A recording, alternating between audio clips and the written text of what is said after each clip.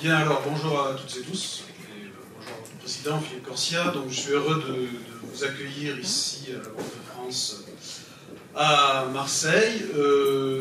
Vous savez vraisemblablement que la Banque de France est très en prise avec l'environnement socio-économique. Et puis, donc, la meilleure preuve, c'est que nous accueillons ici PE13. Alors, la banque, vous la connaissez, la Banque de France, très certainement sur ce qu'elle fait sur la macroéconomie, des études que nous pouvons produire et surtout des études de conjoncture. Donc, une fois par mois, en région, nous avons une publication qui s'appelle Tendance régionale, à laquelle vous êtes, j'espère, tous abonnés. C'est gratuit, donc n'hésitez pas. Laissez vos cartes de visite à la sortie, on vous insérera dans le fichier. Et puis, cette enquête régionale, elle contribue, avec les 12 autres régions, à une enquête nationale qui s'appelle l'enquête mensuelle de conjoncture, qui permet, bien sûr, aussi, en utilisant les modèles prévisionnels que nous pouvons avoir, donc de publier donc à la fois l'enquête nationale, mais aussi des projections macroéconomiques qui permettent très vraisemblablement aussi aux dirigeants d'entreprise que vous êtes, peut-être de vous positionner par rapport à des tendances économiques que nous pourrions décrire dans nos enquêtes. Alors là, le lien, évidemment, il est tout trouvé entre cette vision macroéconomique des choses et puis la microéconomie. Alors la microéconomie, c'est vous, bien sûr, puisque vous êtes des dirigeants et des dirigeantes d'entreprise. Et nous avons aussi un grand intérêt, bien sûr, à suivre les entreprises de près, de manière rapprochée, de différentes manières. La première que vous connaissez très vraisemblablement, c'est la cotation, donc Lucie vous en parlera, et puis tout ce qui tourne autour. Ce que j'ai coutume de dire, c'est qu'on ne cote pas un bilan, on cote une entreprise. Donc c'est très important, l'aspect pour moi, au-delà de l'analyse des comptes, il y a un aspect qui est très important, c'est le qualitatif. Et donc nous menons aussi beaucoup d'entretiens de cotation, plusieurs dizaines de milliers à l'échelle nationale, et quelques milliers dans la région et le département, pour venir enrichir cette analyse que nous pouvons avoir des comptes. Donc n'hésitez surtout pas à nous solliciter aussi pour des entretiens de cotation, si vous êtes mécontent de votre cotation, ce qui peut arriver bien sûr, mais on peut s'expliquer. C'est ça l'intérêt, c'est que nous sommes totalement ouverts au dialogue et nous pouvons voir comment faire évoluer cette cotation. Et puis alors, nous avons d'autres services auprès des entreprises, et donc Lucie et ses équipes nous expliqueront ça de manière assez approfondie. Bon, je ne vais pas monopoliser la parole, je passe le micro à votre président, Philippe Corsia.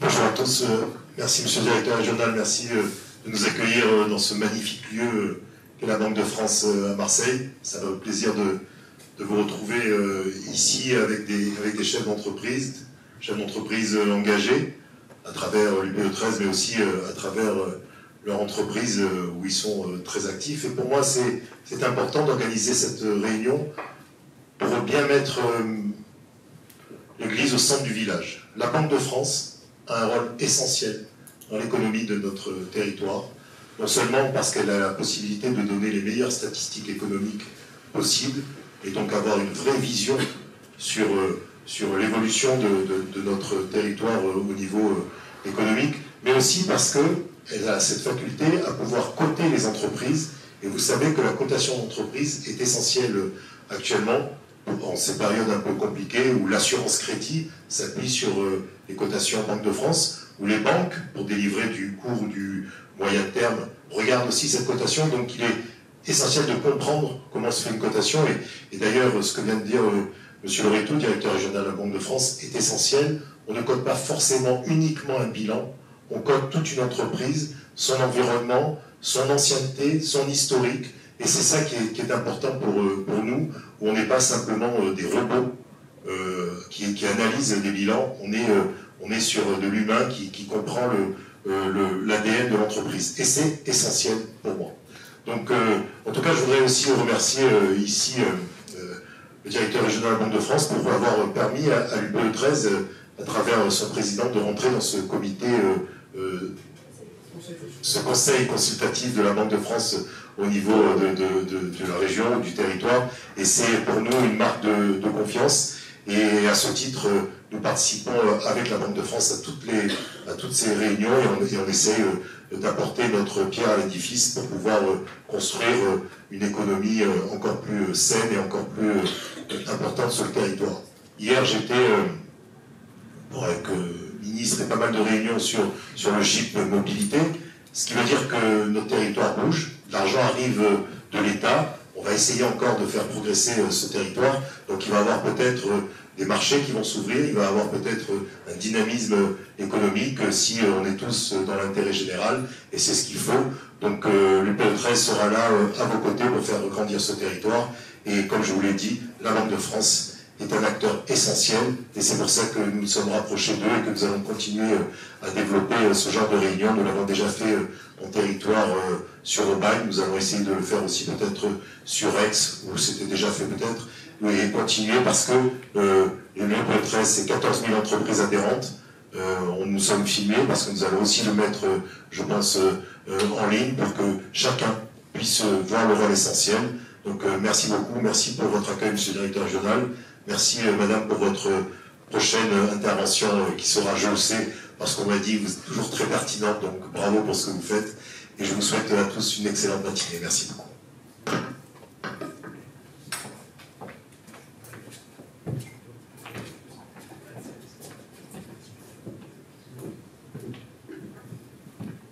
Et merci pour cette introduction flatteuse. Donc je me présente, Lucie Alonnessos, donc responsable des services entreprises à la Banque de France de Marseille pour le département des Bouches-du-Rhône. Et donc effectivement, je vais en à peu près une demi-heure vous présenter nos principales activités, le menu, si je puis dire, réalisé au sein de la Banque de France. Donc, je vais démarrer par la cotation des entreprises, puisque souvent c'est par ce prisme-là qu'on est connu, identifié. Donc, on va rappeler le pourquoi, le comment, à qui ça s'adresse et comment, d'un point de vue très pratique, on opère. Une présentation de notre diagnostic financier Opale. Vous voyez d'ailleurs, on a un beau kakimono qui en parle et des flyers auxquels que vous pouvez récupérer également si vous le souhaitez. Donc je vais vous préciser ça. La médiation du crédit, donc il y a un dispositif adossé à la Banque de France pour l'accompagnement des entreprises qui rencontreraient des difficultés financières. Et dernier point d'actualité plus que brûlante, notre espace dirigeant, enfin votre espace dirigeant qui va être mis en ligne la semaine prochaine. Alors je commence. Évidemment, il y aura un temps de questions, réponses, échanges à la fin, mais s'il y a des choses qui, au fil de l'eau, vous interpellent ou pour lesquelles vous souhaitez avoir des précisions, surtout, n'hésitez pas. Alors, la cotation, déjà, qu'est-ce que c'est que la cotation Banque de France? Donc, c'est l'appréciation, ça résume de manière très synthétique, et je vous présenterai l'échelle et les différents grades qui existent. C'est l'appréciation que nous portons sur la capacité de l'entreprise à honorer ses engagements financiers. Voilà, donc c'est vraiment quelle est la capacité, les moyens dont dispose l'entreprise aujourd'hui pour rembourser demain, finalement, ce qu'elle doit. Ça s'applique à l'ensemble des entreprises non financières. Donc, évidemment, on exclut le domaine bancaire et compagnie d'assurance, ce n'est pas notre ressort. Donc, ce sont les entreprises non financières, après, quelle que soit leur taille, leur secteur, leur catégorie juridique, avec un distinguo, et j'y reviendrai un petit peu après. On fait vraiment une analyse de l'entreprise, comme l'a bien dit et insisté M. Louretou, sur la base des éléments financiers pour les entreprises qui font plus de 750 000 € de chiffre d'affaires. Voilà, on ne code pas toutes les entreprises, mais on code plus spécifiquement celles qui font plus de 750 000 € de chiffre d'affaires. Et ça veut dire que celles qui font moins de 750 000 € de chiffre d'affaires, il n'y a pas de cotation ni d'analyse au vu du bilan. Et donc on va dire plutôt une approche assez synthétique.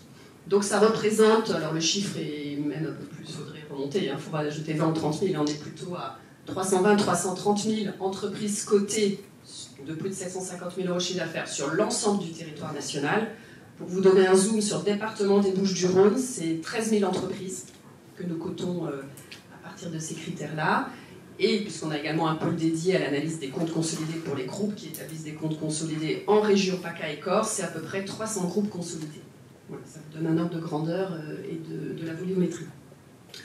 un point important, et donc c'est ce qui est repris dernier tiret, ce dispositif, donc toute la méthodologie, l'analyse et autres, nous sommes nous-mêmes soumis à réglementation, contrôle, analyse et backtesting. Voilà, et donc ça répond également à des normes et des références assez précises, puisqu'en fait ce qu'il faut savoir, et c'est ce que M. Corsia a évoqué tout à l'heure, c'est que cette cotation, elle est utilisée par les banques et assureurs crédit également, à double titre. Les banques, effectivement, ont un certain nombre de règles prudentielles et métiers qui s'appliquent, et elles doivent, en regard de chaque risque, enfin crédit qu'elles octroient, disposer d'un matelas de fonds propres pour assurer effectivement la couverture des risques. Et donc, pour mesurer finalement le niveau de risque propre à chacune des entreprises, elle peut utiliser la cotation Banque de France. Voilà, donc c'est un élément important. Et le deuxième, c'est qu'effectivement, dans le cadre des opérations de refinancement, donc les banques qui peuvent faire appel effectivement à du refinancement auprès de la BCE, doivent elles-mêmes apporter en garantie, en contrepartie, un certain nombre de garanties, et dans ce cas-là, elles peuvent amener en garantie les créances qu'elles détiennent sur leurs clients qui sont les mieux notés. Voilà, donc il y a ce double enjeu, on va dire, derrière d'utilisation de la cotation Banque de France. Alors pourquoi donc, pour compléter, donc cotation qui est une référence commune et reconnue, je vous la présenterai juste après, et pareil, il y a des plaquettes si vous souhaitez les prendre derrière pour, après cette présentation pour les garder vers vous. Alors ce qu'il faut savoir, c'est que c'est initié par la Banque de France, évidemment, donc c'est gratuit, il n'y a pas de coût supporté auprès du dirigeant.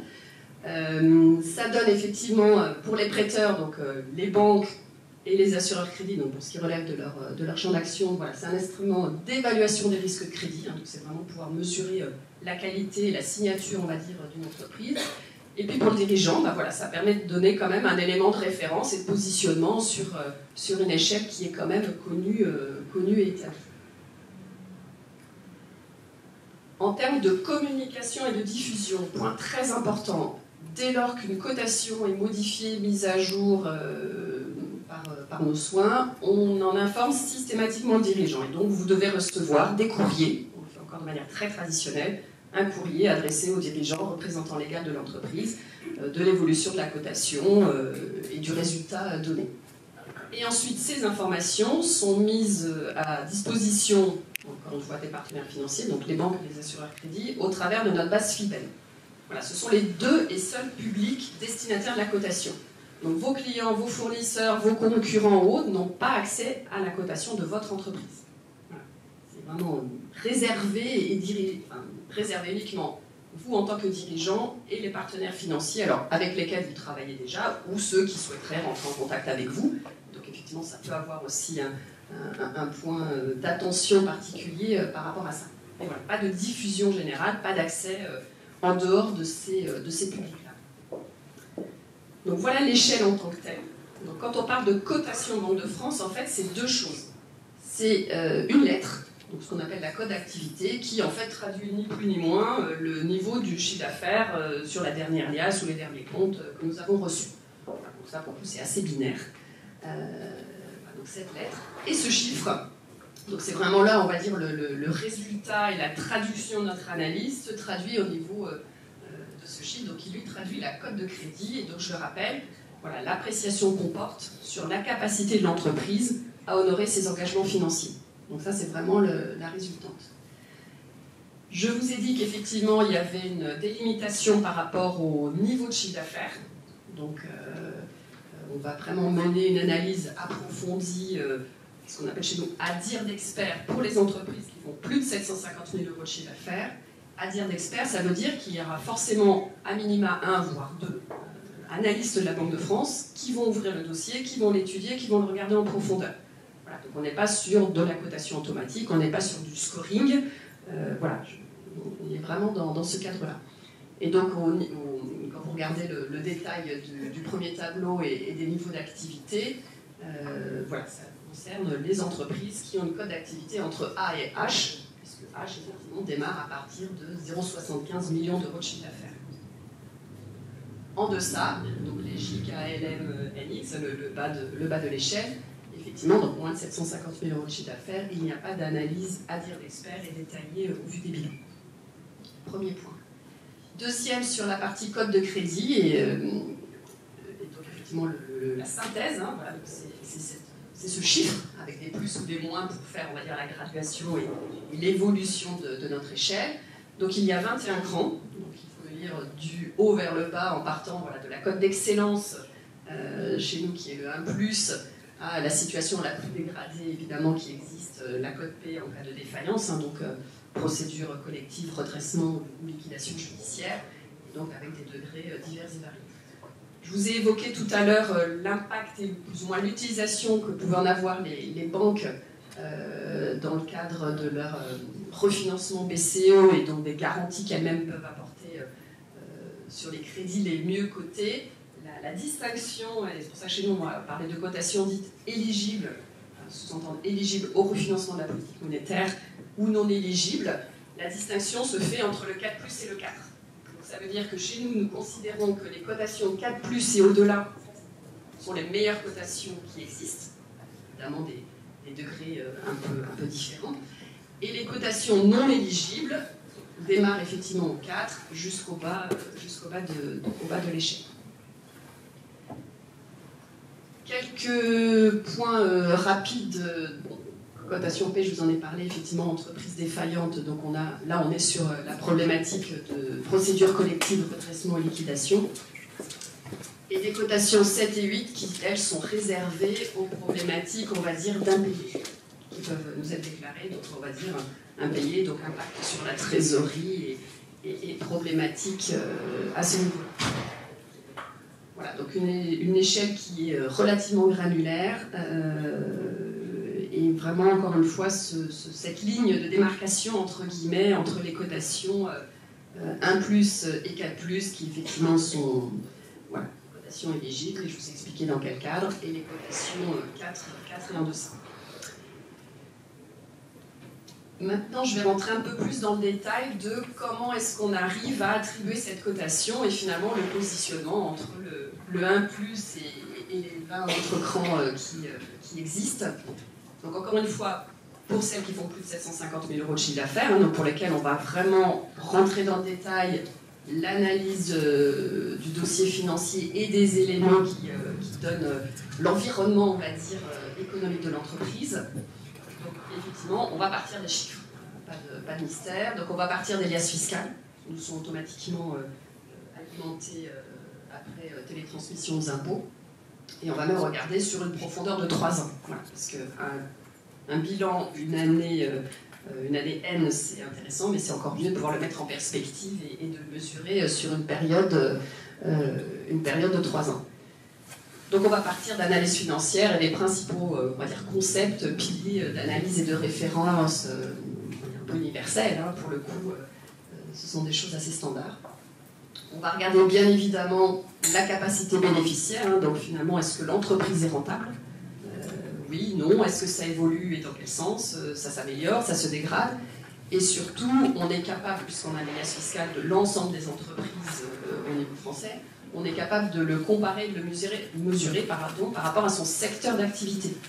Donc, est-ce que l'entreprise est rentable ? Certes, mais est-ce qu'elle est plus, et est-ce qu'elle surperforme par rapport à son secteur, ou à l'inverse, elle sous-performe ? Voilà. Donc, on a aussi cette notion de comparaison sectorielle qui permet d'avoir une référence intéressante. On va regarder également tout le volet, alors ça va être structure financière, donc là tout ce qui a trait au niveau de fonds propres, la capitalisation de l'entreprise, son niveau d'endettement, voilà, donc, dans les grands ratios et dans les leviers que ça peut traduire. L'autonomie financière, bien évidemment, au-delà de la rentabilité. Est-ce que l'entreprise dégage une capacité d'autofinancement, donc une CAF suffisante justement pour faire face au remboursement de ce qu'elle doit à bref échéance ou à plus longue échéance? Et le quatrième et dernier, c'est pas pour rien que c'est anodin que je termine par celui-ci, tout ce qui a trait à la liquidité. Je termine par celui-ci parce que finalement, il n'y a pas de pondération égale, hein, c'est pas 25% de chacun de ces quatre familles hein, qui s'appliquent. Voilà, ça peut être très variable selon les secteurs et autres, mais en tout cas, ce qui est sûr, c'est que le pilier qui pèse le plus lourd, entre guillemets, de manière favorable et à l'inverse de manière défavorable quand il y a des éléments malheureusement qui s'inscrivent dans ce cas de figure, c'est la liquidité. Donc là, on est sur toutes les notions de trésorerie. Déjà, est-ce que l'entreprise dégage une trésorerie positive? Comment est-ce qu'elle évolue? Quel est le poids de cette trésorerie par rapport au niveau d'activité et à la structure de l'entreprise? Et ça inclut également dans le détail et l'analyse qu'on peut mener le volet des délais de paiement. Le délai d'encaissement des clients, c'est une chose, mais également le délai de paiement des fournisseurs. Voilà. Donc ça, c'est aussi un sujet d'attention. Voilà. Donc, toutes les notions, on va dire, de trésorerie et la manière dont, encore une fois, comment ça se traduit et comment ça s'analyse au niveau individuel de l'entreprise. Donc voilà, donc encore une fois, les quatre grandes familles. Donc c'est vrai que dans la restitution qu'on peut vous faire une fois que la mise à jour de la cotation est faite, donc le principe c'est une fois par an à la réception d'un nouveau bilan. Voilà, ça va déclencher chez nous mécaniquement l'action de revoir la cotation au vu de l'arrivée d'un nouveau bilan. On ne va pas vous donner les éléments qui ont amené effectivement à l'attribution de cette cotation.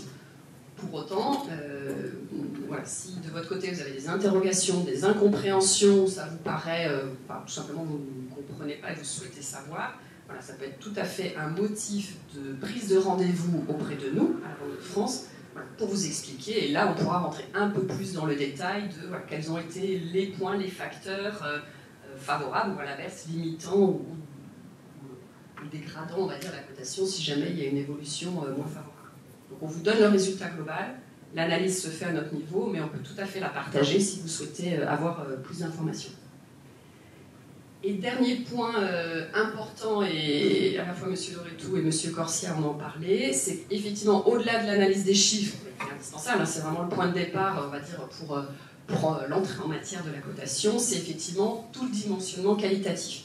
Donc c'est toutes les informations autres que la lecture pure, à proprement dite, des liasses fiscales, qui constituent l'environnement de l'entreprise. Donc, au travers d'entretiens que nous, on peut initier, hein, donc on ne rencontre pas 100% des entreprises tous les ans, mais en tout cas, on en cible un nombre important, voilà, parce qu'on se pose des questions par rapport au secteur, par rapport au marché, qui sont les clients, qui sont les fournisseurs, quelle est la stratégie développée par l'entreprise, est-ce qu'éventuellement elle a des projets de développement, quels sont les investissements éventuellement envisagés, voilà. Encore une fois, tout ce qui peut faire la part, et qui est propre à chaque entreprise, hein, bien évidemment, et qui permet déjà de mieux comprendre finalement les chiffres, hein, qui après se sont traduits au travers de l'alias, et également de ce qui peut se traduire demain, on va dire, dans un futur bilan, de ce qui est dans les tuyaux. Et ce qu'il faut savoir, c'est qu'au-delà de l'échange et de l'information qualitative que nous, on peut recueillir, ça a un impact aussi hein, dans l'analyse du dossier. C'est une des briques, on va dire, d'attribution de la cotation. Il y a la brique purement financière, hein, telle que je viens de vous la décrire avec les 4 grandes familles, et encore une fois, on parle des liasses fiscales.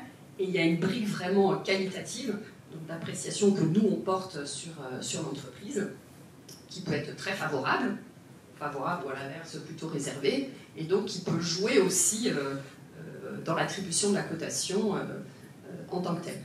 Donc ça, c'est vraiment un point important. Donc, encore une fois, on identifie, nous, par rapport à un certain nombre de critères, des entreprises qu'on souhaite rencontrer. Donc, vous avez peut-être déjà eu des contacts avec des collègues de la Banque de France. Mais vous, de votre côté, voilà, si, encore une fois, point de départ, ça peut être ne serait-ce que de comprendre la cotation, mais si vous avez en tête un élément particulier de la vie de votre entreprise qui serait particulièrement impactant par rapport, encore une fois, à un projet, une stratégie, un investissement, que sais-je, surtout n'hésitez pas, y compris en amont du futur bilan, hein, qui traduira ces éléments-là, n'hésitez surtout pas à nous solliciter, à demander un rendez-vous pour nous présenter. Voilà. Et ça, on va le prendre en compte, l'analyser et l'intégrer en tant que tel dans la cotation et donc le résultat de la cote de crédit qui sera attribuée. Et pour compléter dans les sources et les éléments qu'on prend en compte effectivement dans cette cotation, au-delà des liasses fiscales et au-delà des entretiens, des échanges qu'on peut avoir, on est également alimenté de toutes les données en provenance de l'UNICE, des tribunaux de commerce, de la DGFiP, et bien évidemment des banquiers et des assureurs crédit, puisque tous les mois, nous avons les banquiers et assureurs crédit nous déclarent l'ensemble des crédits qui s'accordent aux entreprises, et donc on peut suivre, y compris post-arrêté, hein, l'évolution des crédits court terme, l'évolution des crédits moyen long terme, des engagements ou des garanties assureurs crédit qui pour nous sont aussi une source d'information complémentaire de la vie de l'entreprise.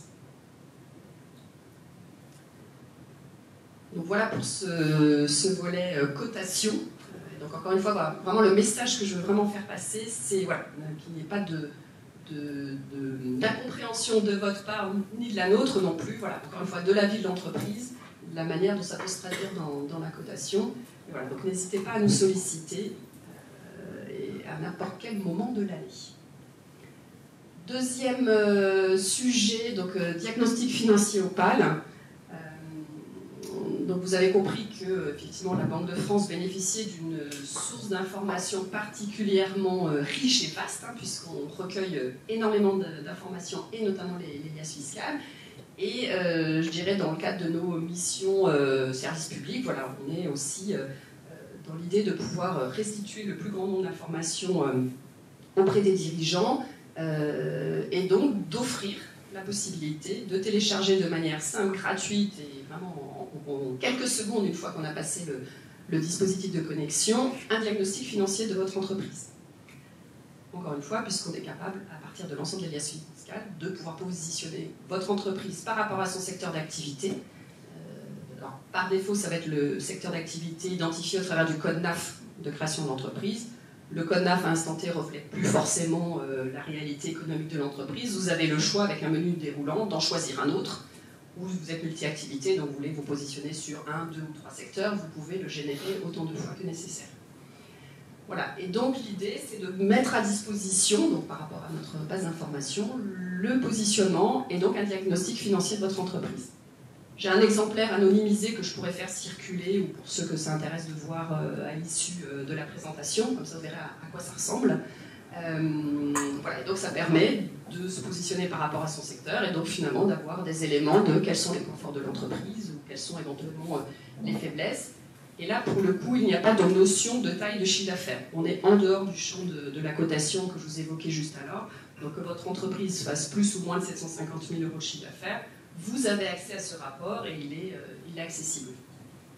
Voilà. Et ça peut être du coup alors un très bon élément entre guillemets pour vous en tant que dirigeant d'avoir des informations sur votre entreprise, mais voilà, ça peut être aussi un outil d'échange de communication auprès d'autres personnes, notamment les banquiers et autres. Et si vous souhaitez aller un petit peu plus loin dans l'analyse et la compréhension des chiffres, voilà, il y a aussi la possibilité de se faire accompagner.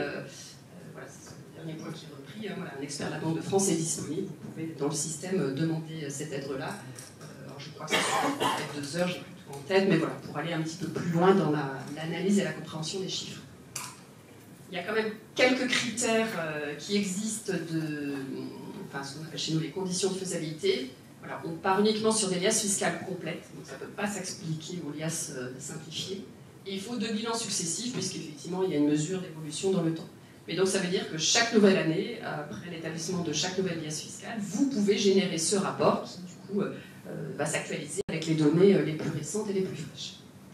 C'est uniquement vous, en tant que représentant légal, qui avez accès, bien évidemment, avec la procédure France Connect, hein, puisqu'on doit quand même s'assurer qu'encore une fois, on met à disposition l'information au bon public. Voilà, et dernier point, sont exclues les entreprises individuelles, GIE et SNC.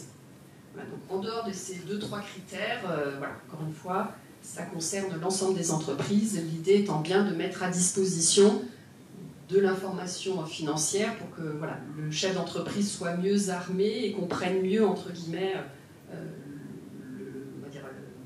le positionnement de son entreprise et des éléments de référence. Voilà, ça c'est juste pour reprendre ce que je vous ai dit de manière assez synthétique. Voilà, donc voilà, ça vous donne des informations sur la rentabilité, le positionnement par rapport au secteur, le niveau des fonds propres, l'endettement. Donc, finalement, tous les grands éléments d'analyse financière que je vous ai présentés au niveau de la cotation, vous les retrouverez là. Alors, il n'y a aucun lien avec la cotation, hein, c'est-à-dire qu'il n'y aura pas de résultante, vous ne pourrez pas faire le branchement, hein, c'est 2 choses différentes. Mais voilà, ça vous donne des informations sur l'ensemble des critères, on va dire, d'analyse financière. Un point également particulier qui est connu, mais pas forcément auprès de tous, la médiation du crédit. Alors l'idée, enfin pourquoi on souhaitait vous en parler ce matin, c'était voilà, pour rappeler qu'il y a ce dispositif qui existe depuis 2008, c'est un accord de presse qui a été rédigé, signé, et qui est régulièrement prolongé entre la Banque de France, les représentants des banques et les représentants des assureurs crédits. Voilà, l'idée c'est de pouvoir aider et accompagner tous les chefs d'entreprise qui à un moment donné sont confrontés à des difficultés financières. Donc difficultés financières, c'est voilà, problématique de refus ou autre auprès de ces banques ou de réduction auprès d'un assureur crédit. C'est un recours de proximité puisque ça va être finalement la Banque de France du département dans lequel est implantée l'entreprise qui va prendre en charge et qui va gérer. C'est pour ça qu'on vous en parle, c'est adossé à la Banque de France. C'est un dispositif qui est totalement gratuit déjà et surtout confidentiel. Donc en dehors de la Banque de France, de vous en tant que dirigeant et des partenaires financiers pour lesquels il y aura, sur lequel il y a ce sujet, donc pour lequel il y aura des échanges, il n'y a aucune autre publicité qui est faite. Voilà. Donc il n'y a pas d'enregistrement, il n'y a pas de déclaration quelque part. Et surtout le mécanisme de déclaration dans dépôt de dossier est très simple. C'est voilà, une adresse de site internet, médiateur-crédit.banque-france.fr, c'est repris à plusieurs endroits. Donc ça se fait en ligne, directement. On vous pose quelques questions. Vous êtes dirigeant de telle entreprise. Quelle est la problématique rencontrée? On vous demande de décrire évidemment les éléments et de donner quelques points financiers. Et le dossier part. Voilà. Donc le dossier, du coup, arrive chez nous. On va regarder si effectivement ça rentre bien dans le champ de la médiation du crédit. Et donc s'il est éligible au dispositif et qui coche bien les différentes cases propres à ce dispositif, on va prendre contact avec vous sous 48 heures pour vraiment bien comprendre la demande, la problématique, cerner le problème. Et dans ce cas-là, effectivement, reprendre contact avec les banques et ou les assureurs crédits concernés pour essayer de faire avancer le dossier. Alors, une fois qu'on a dit ça, pour rentrer un peu plus dans le détail, on vous a remis le top 5 des motifs de saisine, ça permet d'un peu mieux identifier. Donc, un des sujets sur lesquels on est le plus régulièrement saisi, c'est typiquement la dénonciation découverte. Voilà, vous recevez un courrier de votre banquier, vous avez 60 jours pour remettre la ligne à zéro et donc dénonciation du découvert. Voilà, c'est un motif de saisine de la médiation du crédit. Typiquement aussi refus d'octroi de crédit, quel que soit le crédit, la nature, l'objet, etc. Refus de rééchelonnement de dette, c'est aussi un élément phare. Et pour la partie assurance crédit, refus de caution de garantie ou réduction des montants. Voilà. Alors l'assurance crédit est très clairement la partie minoritaire, on va dire, des dossiers de médiation du crédit. Mais voilà, sachez que ça existe, que c'est possible et que c'est couvert. Souvent, on entend beaucoup parler de problématiques d'assurance crédit, mais voilà, sachez que vous avez aussi ce levier-là. Alors après, que les choses soient bien claires, on parle de médiation, donc on a un rôle effectivement d'intermédiaire, de médiation, on va essayer de comprendre la situation, de voir quels sont les éventuels points bloquants de part et d'autre, quels sont les éventuels leviers qu'on pourrait actionner pour essayer de débloquer et de trouver une situation qui convienne à tous. On ne peut rien imposer à personne. On n'imposera rien aux banques si les banques maintiennent, on va dire, le refus, comme on ne pourra rien imposer non plus aux dirigeants si la solution proposée ou autre ne vous convient pas. Voilà. Mais en tous les cas, on est dans ce champ d'intervention des possibles sur d'éventuelles difficultés. Et donc encore une fois, un mode opératoire très simple, vous déposez en ligne, on prend contact avec vous, si le dossier effectivement rentre bien dans ce champ-là, on ouvre le dossier et c'est à ce moment-là où on va rentrer, on va dire, en discussion, pour ne pas dire négociation, en discussion avec les partenaires financiers et le dirigeant, et donc des fois organiser des réunions alors, en physique ou à distance, les possibilités de faire, pour essayer de trouver un accord également. Donc un exemple très rapide, on a été évidemment très sollicité en 2020-2021 pour l'octroi du PGE pour les entreprises qui avaient des difficultés à ce moment-là. Il n'y a plus le sujet de PGE bien évidemment, mais la médiation du crédit peut également être saisie dans le cas de restructuration du PGE. Vous savez qu'il y a un dispositif qui permet dans un certain nombre de cas de figure, quand voilà, ça devient compliqué en termes de trésorerie de faire face au remboursement du PGE. Voilà, vous pouvez saisir la médiation du crédit dès lors que les PGE accordés initialement avaient un montant de 50 000 € maximum. Voilà, vous le saisissez directement. L'intérêt derrière, c'est que si restructuration est faite, il y a maintien de la garantie de l'État. C'est tout ça le sujet derrière, c'est de pouvoir maintenir cette garantie de l'État qui évidemment est primordiale pour les banques. Et pour les dossiers de PGE de plus de 50 000 €, alors, soit effectivement l'entreprise s'adresse directement auprès du tribunal de commerce quand il y a une problématique qui est beaucoup plus large et qui embarque, on va dire, des sujets beaucoup plus variés, ou sinon le point d'entrée pour, encore une fois, la restructuration de PGE de plus de 50 000 €, c'est le conseiller départemental à l'accompagnement des entreprises en difficulté. Il y en a un par département, et donc qui est la personne qui gère le secrétariat, notamment de la CCSF auprès des impôts.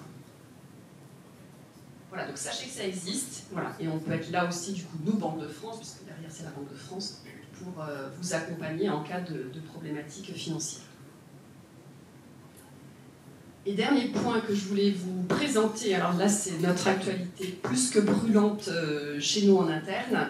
Voilà, on se modernise, on essaie de se mettre à la page, et donc on crée, donc, à partir de la semaine prochaine, donc là je vous fais vraiment du teasing en avant-première, ce qu'on appelle l'espace dirigeant, et donc finalement, voilà, comme n'importe quelle institution, administration, banque et autres, c'est voilà, de pouvoir vous donner l'opportunité de vous connecter, de créer votre espace dirigeant Banque de France, et finalement d'avoir accès à tout ce que je viens de vous dire.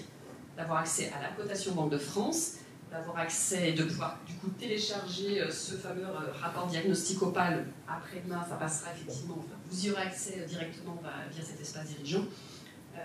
Voilà, de pouvoir aussi communiquer avec un espace mail direct privé entre guillemets, parce que voilà, vous sollicitez un rendez-vous, vous souhaitez avoir des explications, vous voulez saisir la médiation du crédit ou que sais-je. Voilà, donc on crée cet espace dirigeant.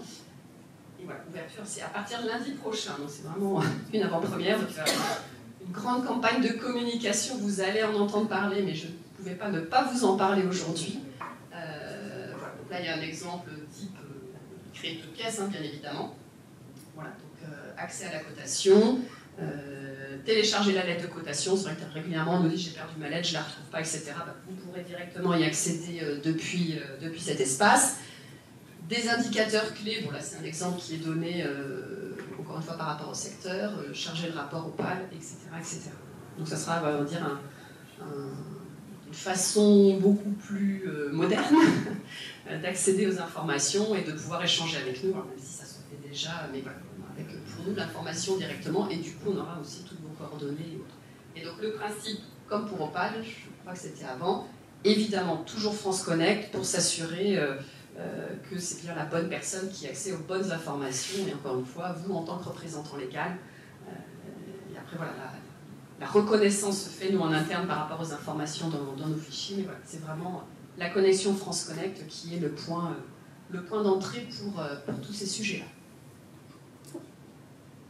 Voilà, j'en ai fini sur cette présentation et la thématique. Donc voilà, pour compléter, si vous le souhaitez, effectivement, il y a des flyers avec quelques éléments complémentaires par rapport à ça. Mais voilà, surtout si vous avez des questions, des interrogations, c'est le moment. Oui. Bonjour.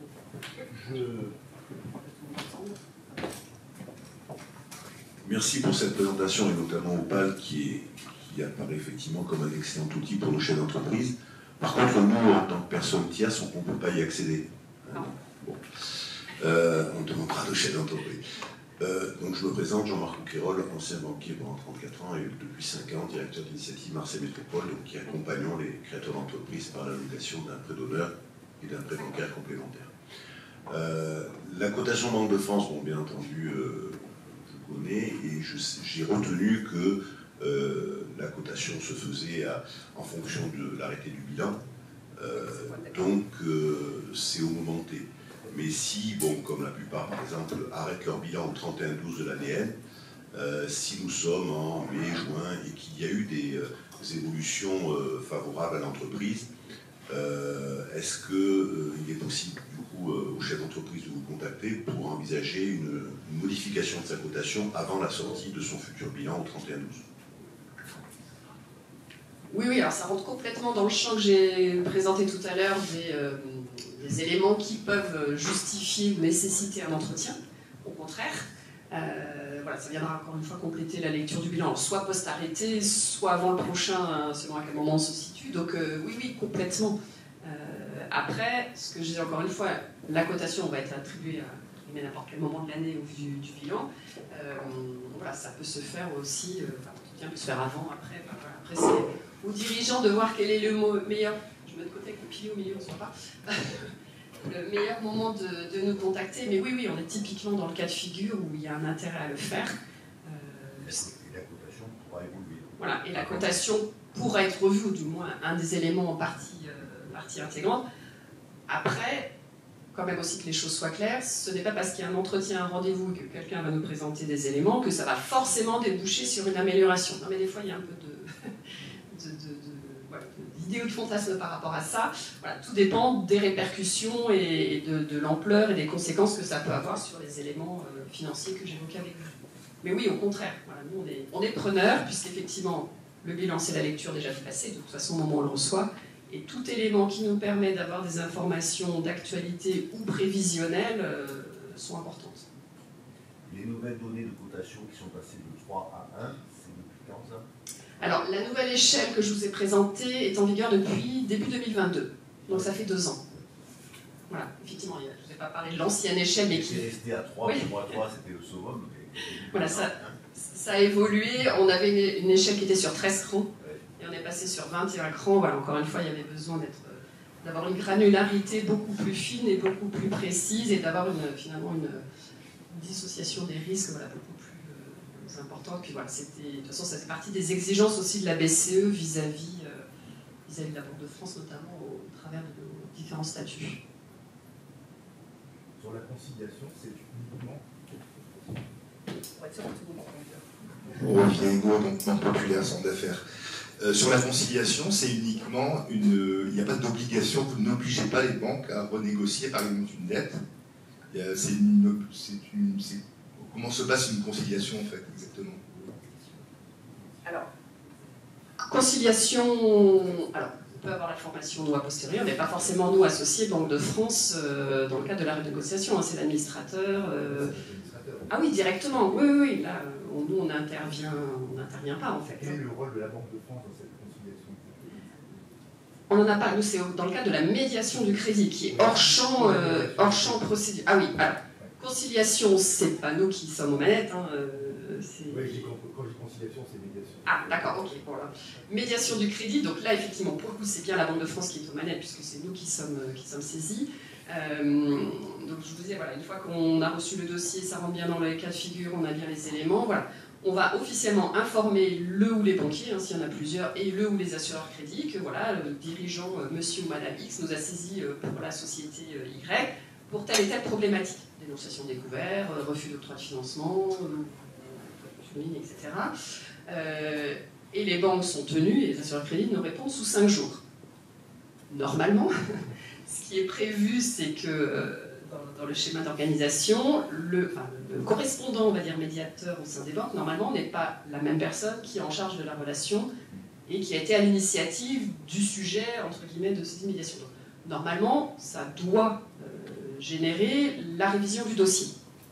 Alors, soit dès le départ, on nous dit oui, effectivement, c'est trompé, etc. Ça arrive assez rarement. Souvent, l'interlocuteur va confirmer la position, et donc c'est là on va rentrer en discussion. Pourquoi? Comment? Quels sont les éléments qui ont conduit à ça? Parce qu'on se rend compte, c'est pour ça qu'on est très axé sur le sujet communication, c'est que dans beaucoup de cas, je ne dis pas que c'est la majorité, il y a souvent une incompréhension ou une mauvaise communication, une mauvaise prise en compte de part et d'autre. Du dirigeant vis-à-vis de la banque, mais également de la banque vis-à-vis du dirigeant. Enfin, je ne dis pas qu'on fait des miracles, mais on se rend compte qu'il y a souvent ça.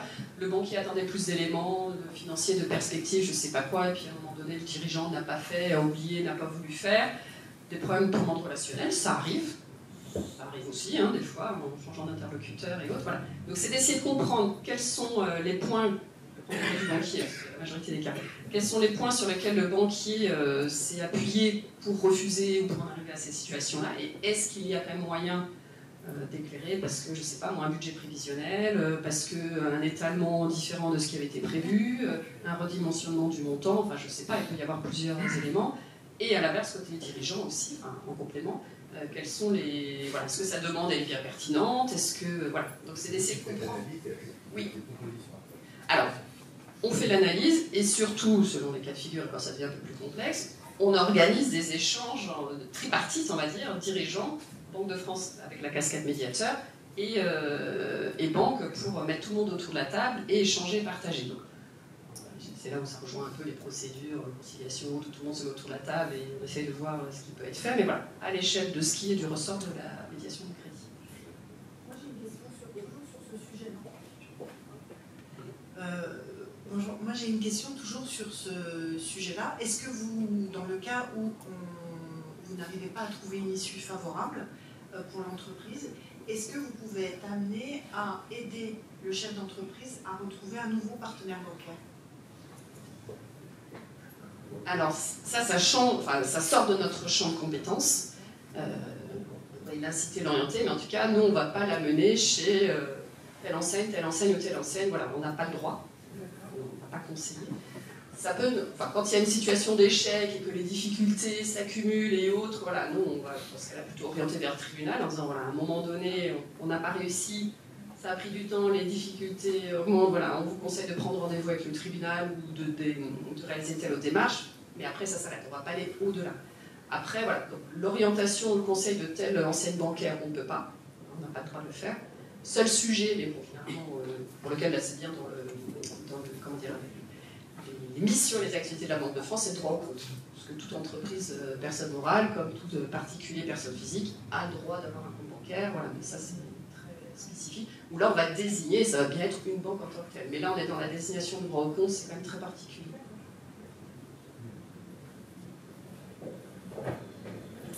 Bonjour, je m'appelle Kaminski, directeur général délégué de la Soleam. Question très pratique par rapport à votre nouvel espace dirigeant. Lorsqu'il y a deux mandataires sociaux, est-ce que les deux dirigeants ont accès à l'espace dirigeant ou il n'y en a qu'un seul? Alors, je ne suis pas à la manette directement sur la partie technique, hein, mais j'imagine dès lors qu'il y en a plusieurs, il n'y a pas de sujet, oui, dans le sens où ils sont bien identifiés et qualifiés représentants légaux chez nous. Mais voilà, après la partie très technique, je m'échappe un peu, mais je pense que oui. Bonjour, je suis Jean-Yves Trévière, directeur financier à temps partagé. Chez mes clients, je prône plutôt la clôture rapide pour avoir une vision assez rapide de la situation. Donc là, pour avoir une cotation sur un exercice, par exemple 2023, à quel moment les gens vont avoir leur cotation à partir du moment où ils ont déposé le bilan? Alors, 75-80% des entreprises clôturent au 31-12, donc... Oui, non mais tout à fait. Alors, on n'a pas de calendrier qui fait qu'on reçoit un bilan à telle date, il est coté dans les X jours. Ça n'existe pas. Voilà, c'est en fonction de la gestion des stocks de bilan, on va dire, qui arrivent chez nous, et des enjeux, priorités, etc. Donc je ne peux pas trop m'engager. Voilà, je parle du 31-12 parce que, encore une fois, comme c'est 80% des bilans qu'on reçoit, là on est en période de collecte, ça monte timidement, mais ça commence à arriver quand même. On sait que voilà, on aura notre stock global, on va dire début mai. Voilà, donc c'est sûr qu'on va coter un peu plus rapidement des bilans intermédiaires, parce qu'en termes de volumétrie, on en a moins que des bilans 31-12, mais voilà. C'est sûr que s'il remet demain, il a plus fort de chances d'être coté plus rapidement que quelqu'un qui ne le remettra au mois de juin, où il y aura effectivement les armoires pleines. Mais je ne peux pas vous donner, voilà, il n'y a pas de délai standard ni moyen d'attribution de la cotation. Sachant que tant qu'un nouveau bilan n'a pas été analysé et la cotation revue, la cotation d'avant est toujours d'actualité, entre guillemets. Voilà, il n'y a pas de... Donc, en fait, ça donne une photographie de ce qui s'est passé il y a 2 ans avant, on croit. Oui, tout à fait.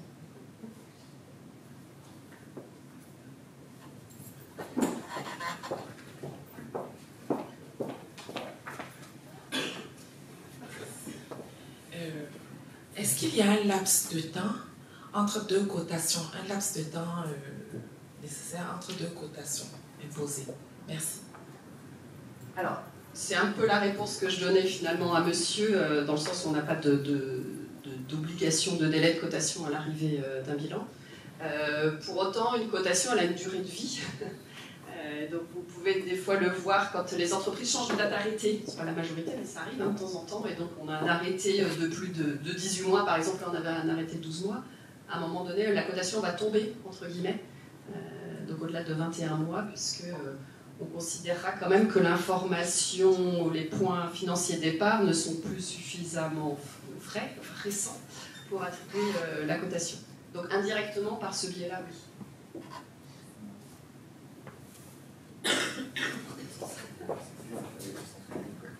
Oui, bonjour, Maxime Miguel, Société Millimètre, on fait de mobilier et d'agencement sur des yachts à La Ciotat.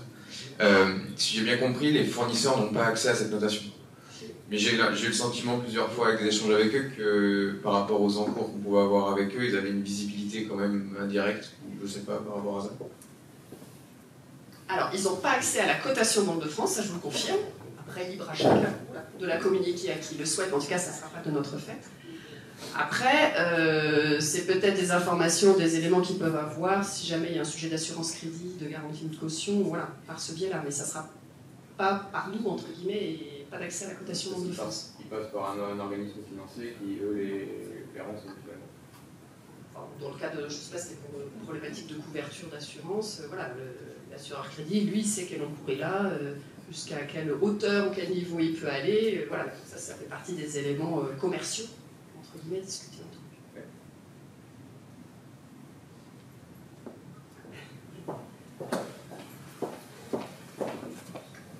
Hélène Adriensen, je suis la directrice financière de la plateforme Le Campus du Numérique et ancienne banquière, puisque la cotation est quand même particulièrement destinée aux banques et que les banques aujourd'hui étudient l'impact RSE, est-ce qu'il est prévu d'intégrer un indicateur RSE dans la cotation?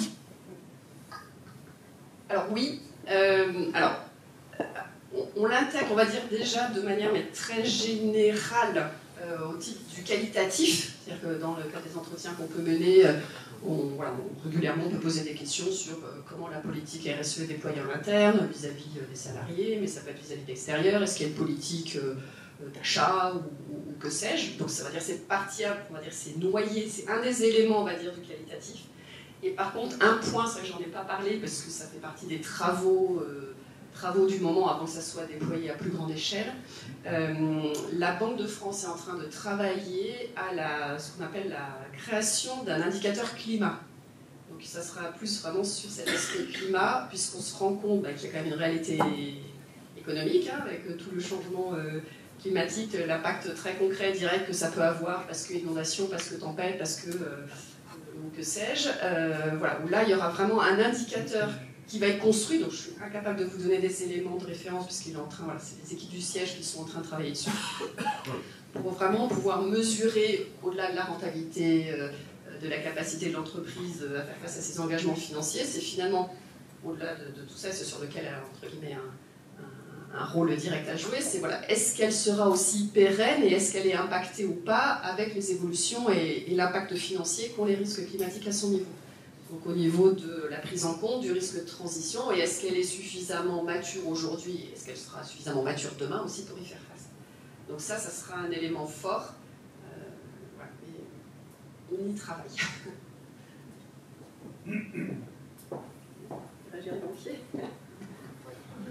Bonjour, Florent Galli, directeur régional de la Banque de Lubeck. Je voulais juste rebondir sur la précédente question. Donc nous, banquiers, avons information de la cotation Banque de France. Est-ce que les assureurs crédits, qui eux établissent une note connexe, y ont aussi accès ou pas? Oui, donc leur cotation tient compte de la note Banque de France et la leur par contre est publique. Oui. Alors effectivement, c'est ce que je disais tout à l'heure, dans le sens où la cotation était exclusivement à destination des dirigeants, mais pour ceux qui le consultent via notre fichier FIBEL, des banquiers, des assureurs crédits. Voilà. Donc oui, ils y ont accès. Après, comme les banques, il n'y a pas que la cotation Banque de France, il y a aussi tous les éléments qu'ils peuvent collecter de leur côté. Voilà, côté banque, vous avez la gestion des comptes et vous voyez tous les jours ce qui se passe. Nous, ça, on ne le voit pas. On a effectivement les déclarations mensuelles d'encours de crédit. Et les assureurs crédits ont aussi d'autres signaux, capteurs, indicateurs qui prennent en compte, mais ils ont accès à la cotation Banque de France.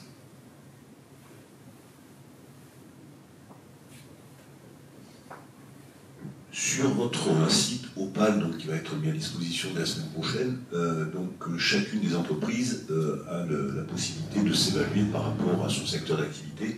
La question c'est, est-ce que c'est par rapport à des données en temps réel ou des données arrêtées à l'exercice Le dernier bilan. D'accord. Oui, par rapport au dernier bilan de l'entreprise, mais par rapport au secteur d'activité sur des données... Le dernier bilan. D'accord, ok. Oui, donc c'est... Oui, je pensais à ChatGPT qui parfois permet de se mettre en temps réel. Alors, nous, les données de référence, c'est les liasses fiscales, encore une fois. Donc, voilà. Il y a forcément toujours un décalage. Après, l'idée, encore une fois, c'est vraiment d'avoir un diagnostic financier à un instant T. Ce qui est déjà un point de départ intéressant et important, je pense. Mais du temps réel, non. C'est vraiment une liasse fiscale. C'est pour ça que voilà, ça peut être généré tous les ans, une fois que la nouvelle liasse fiscale a été déposée, puisque le système, nous l'avons, il est intégré, donc mis à disposition. Et pareil pour la partie référentielle sectorielle. Alors, l'espace dirigeant, juste précision, c'est l'espace dirigeant avec tout l'environnement qui est accessible à partir de la semaine prochaine. Opal est déjà accessible, ça va être déversé, entre guillemets. Le point d'entrée sera à partir de lundi dans l'espace dirigeant, mais il est déjà accessible, il existe déjà, etc.